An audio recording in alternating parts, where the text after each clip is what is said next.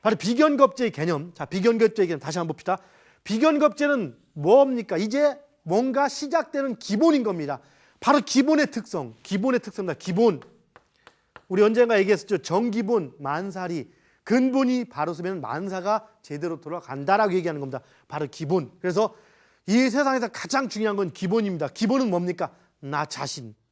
나 자신을 정확히 알고, 그리고 정확히 알면은 어떻게 행해야 될지가 나오죠. 그리고 어떻게 행하면서 또한 내가 희망하고 바라야 할 것이 무언가가 나오죠. 바로 이것이 가장 근본인 겁니다.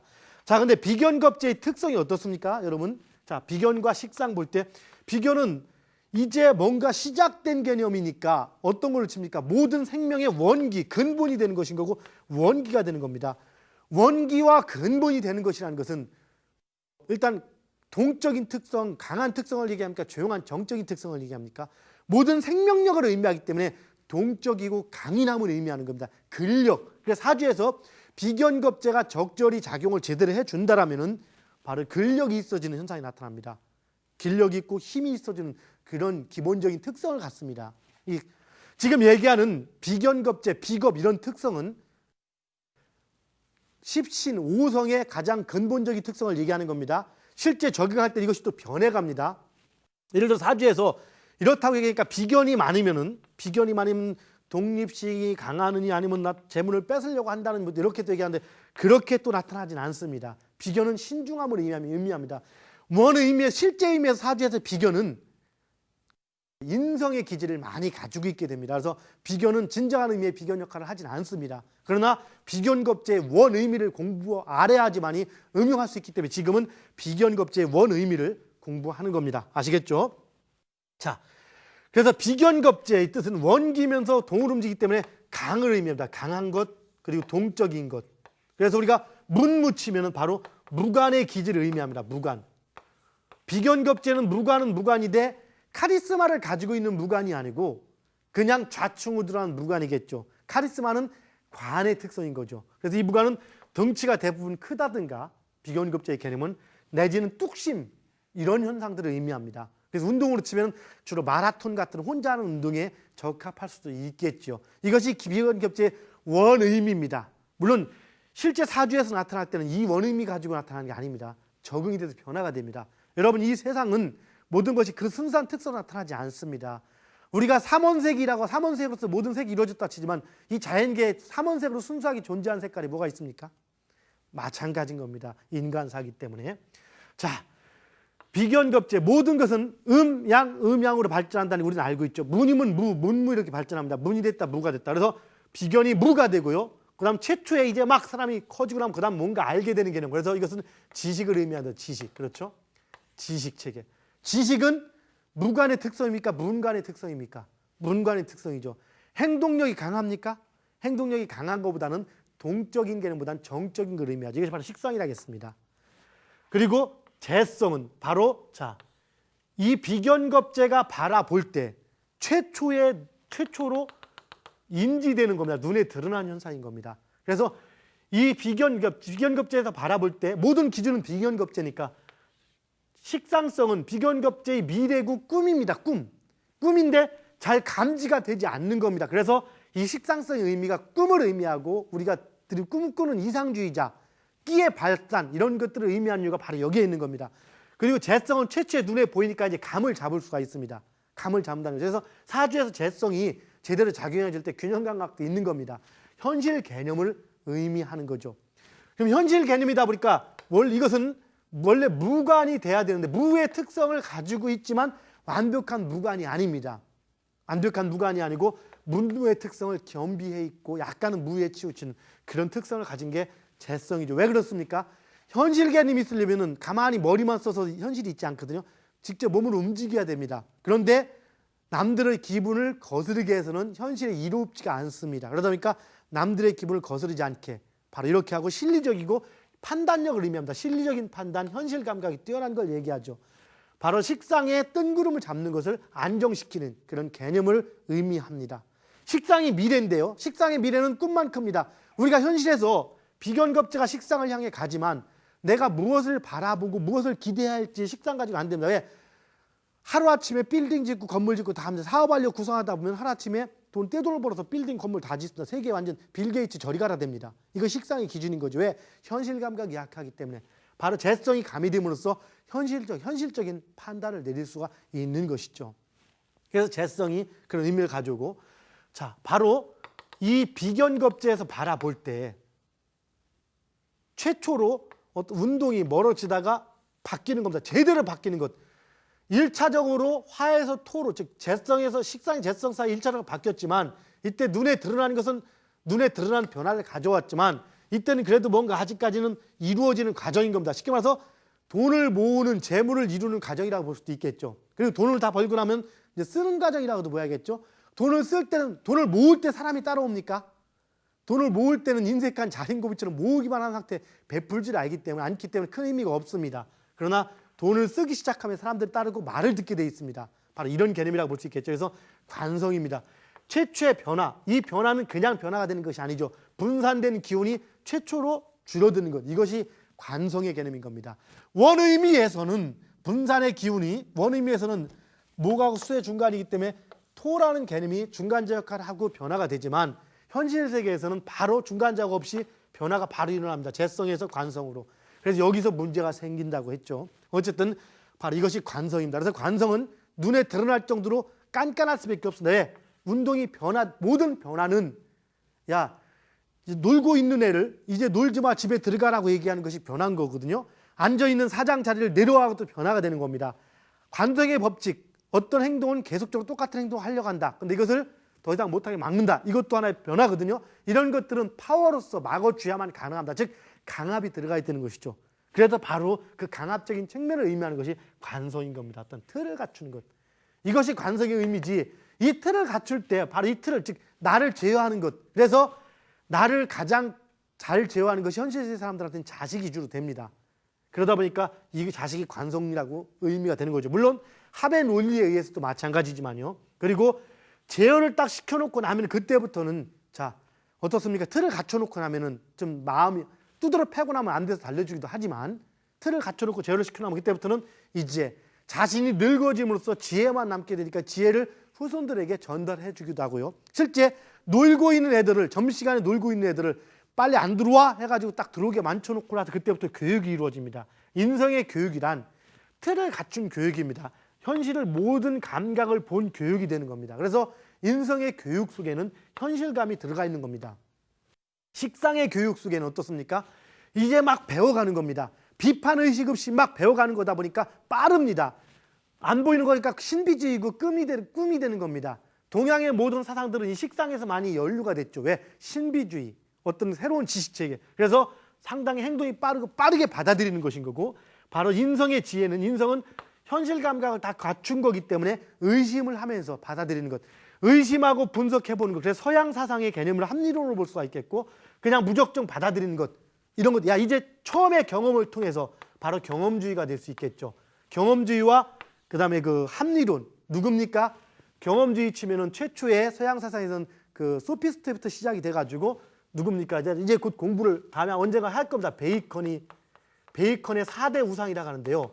우리 사주학 속에 가장 큰 모순이 들어가 있는 것이 이 베이컨이 얘기한 4대 우상 속에 들어가 있습니다. 그리고 이 그 베이컨으로부터 비롯해서 홉스로 이어지고요. 그 다음에 뭡니까? 이게 데카르트라고 하죠. 누굽니까? 바로 소크라테스에 의해서, 소크라테스의 절대주의에 의해서 아리스토텔레스를 거쳐서 데카르트의 합리론으로 이어지고, 이거 스피노자로 이어가죠. 이것들이 결국에는 어디로 갑니까? 이런 경험주의자와 절대주의자, 이건 귀납적인 방법, 연역적인 방법들이 들어가죠. 식상성과 인성이라고 볼 수 있습니다. 이것이 결국엔 누구로서? 칸트로서 이렇게 합해지면서 바로 칸트를 서양 철학의 인식론 내지는 인간사를 연구하는 모든 것들의 가장 위대한 선구자 내지는 서양 철학이나 서양 사조의 코페르니쿠스적 혁명을 가져온 사람, 이렇게 의미하는 것이 바로 칸트가 됩니다. 그래서 서양의 모든 철학과 사상은 칸트로 들어갔다, 칸트로 나온다라고 이렇게까지 얘기를 합니다. 반면에 동양은 누굽니까? 동양에 비교한다면 주자 같은 경우가 되겠죠. 동양의 모든 사상은 주자에게로 갔다가 다시 주자에게 나온다, 이렇게 얘기를 합니다. 동양은 주로 공자, 노자, 석, 이렇게 이런 그 개념들, 처음에 그 유학의 개념이 신유학해 가지고 어떤 체계를 완벽히 부정하기보다는 그 체계 속에서 이렇게 개혁이 오다 보니까 그런 틀 속에서 왔습니다. 물론 나중에 뭐 실학 정도로 가서는 완벽히 이제 부정을 많이 하고 있지만, 그러나 서양은 처음부터 분석적으로 비판 속에서 발전해 왔습니다. 그러다 보니까 이번에 지금 강의 시간에 이 강의의 주제 자체가 비겁성을 얘기하면서 우리가 뭐라 하겠습니까? 소크라테스와 칸트를 얘기합니다. 왜 자꾸 서양 세상을 얘기한다 하겠습니까? 현대 과학이나 논리 체계는 서양을 기준으로 발전했기 때문에 서양 사상을 기준으로 얘기를 해줄 때 좀 더 설득력 있어서 얘기를 하는 겁니다. 사실은 이런 내용들을 나름대로 공부해놓고 인식해놓고 이걸 보다 효과적으로 설명하기 위해서, 그리고 또 권위를 빌리기 위해서 연구하다 보니까 이런 사람들이 이렇게 연구한 겁니다. 자, 지금 칸트와 소크라테스를 얘기하죠. 소크라테스는 뭡니까? 항상 얘기하듯이 너 자신을 알라. 가장 중요한 것, 나 자신을 알라. 내가 정말 지금 어디에 있는지 항상 여러분 지금 여러분이 운이 좋은 위치에 있는 겁니까? 운이 나쁜 상태에 있습니까? 여러분이 진짜 지금 좋습니까? 나쁩니까? 대부분 사람들은 힘들고 나쁘다라고 얘기합니다. 진짜 나쁩니까? 우리는 운을 보는 시각 자체도 아주 그 특별히 좋은 것과 특별히 나쁠 때는 구분하지만 나머지는 잘 구분하지 못합니다. 여러분이 진정으로 바라보는 사람, 어떤 기준. 우리가 우선 첫째, 지라가지 안다 하는 것. 이 소크라테스가 얘기한 것, 너 자신을 알라는 개념 들어가지만 이 칸트라는 사람이 얘기했던 것, 우리가 잘 알죠. 뭡니까? 너무나 유명한 것, 순수 이성 비판이라고 하죠. 이 책 한 권으로서 서양 철학사를 뒤흔들어 버렸습니다. 만약에 지금 그 토마스 쿤이 얘기하는 패러다임이라는 용어가 그때 있었다면 이분이 바로 패러다임을 바꾼 사람이 되겠죠. 이 칸트가 생각과 사고의 틀을 완벽히 바꿔버렸습니다. 근데 그 바꾼 계기가 된 것이 순수 이성 비판. 이거 뭡니까? 우리는 무엇을 알 수 있는가? 이게 바로 지죠, 지. 무엇을 알 수 있는가의 개념이 되죠. 그 다음에는 행동, 실천 이상 비판이죠. 실천 이성 비판, 실천 이상 비판. 무엇을 행할 수 있는가? 이건 누굽니까? 소크라테스, 플라톤의 제자 아리스토텔레스가 얘기한 것이죠. 그 다음에 또 뭡니까? 순수 이성, 실천 이상 비판. 그 다음에 뭡니까? 판단력 비판. 판단력 비판. 이 세 가지의 개념인 겁니다. 판단력 비판. 자, 아는 것, 그리고 행하는 것, 판단하는 것. 여러분 잘 보십시오. 왜 비견겁제에 지금 이 얘기를 하는지에 대해서. 동양과 서양 사상, 우리 동양에서 공자님부터 시작해 누누이 강조하는 것이 뭡니까? 우선 너 자신을 정확히 알아라. 우리 사주에서 적용, 대학에서 얘기하는 경물치지 모든 개념이 정확히 알으라는 개념입니다. 우선 정확히 알아라. 그 다음에 뭡니까? 아는 것만 갖고 되지 않는다. 행동이 있어야 된다. 우리는 압니다. 공부를 열심히 하면 틀림없이 훌륭하게 된다는 것을. 근데 공부 잘 안 되지 않습니까? 담배 끊으면 몸에 좋은 거 하는데 잘 안 끊어지잖아요. 그러다 보니까 아는 거에는 행위가 따라야 된다. 지행합일. 동양에서는 양명, 왕양명이 주장했고 서양에서는 아리스토텔레스가 주장했던 행위죠.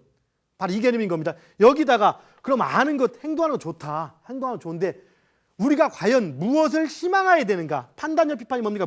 우리는 무엇을 희망할 수 있는가의 개념을 가지고 칸트는 얘기했습니다. 우리가 무엇을 바랄 수 있는가? 여러분, 공주가 되기 위해서 아니면 빌 게이츠가 되기 위해서 꿈을 꿔갑니다.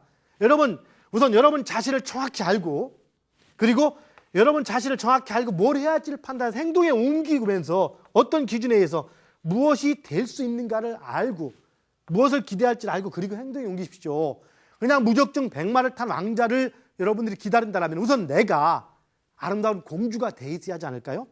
배우자를 만날 때 멋있는 사람하고 훌륭한 사람을 만나려면 우선 여러분 자체가 훌륭한 사람을 만나야 하지 않겠습니까?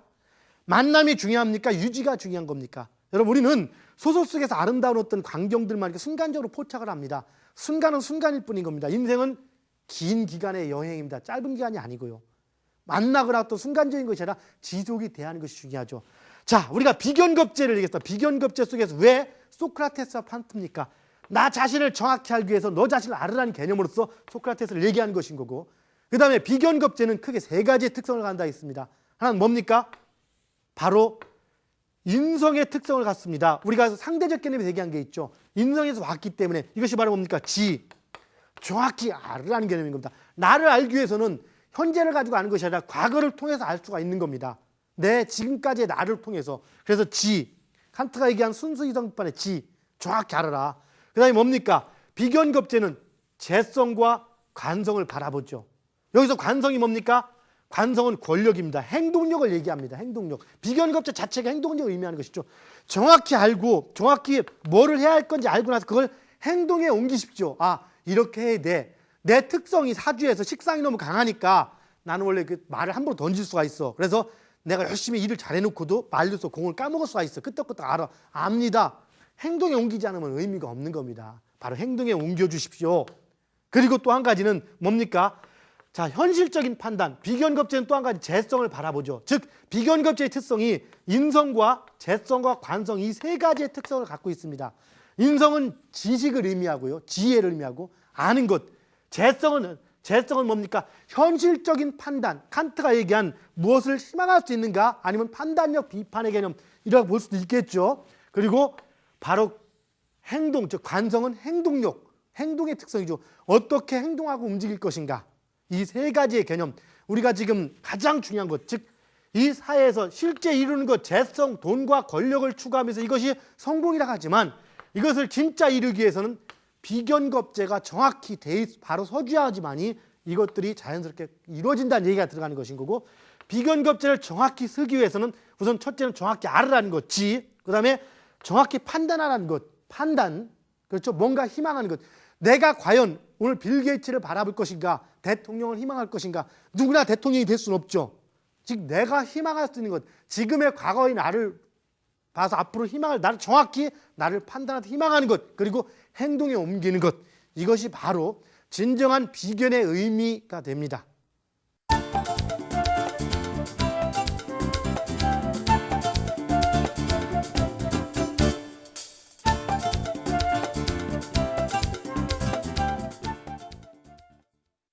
여러분 1시간 동안 고생 많으셨죠? 바로 현실 세계에서 가장 중요한 건 뭐라겠습니까?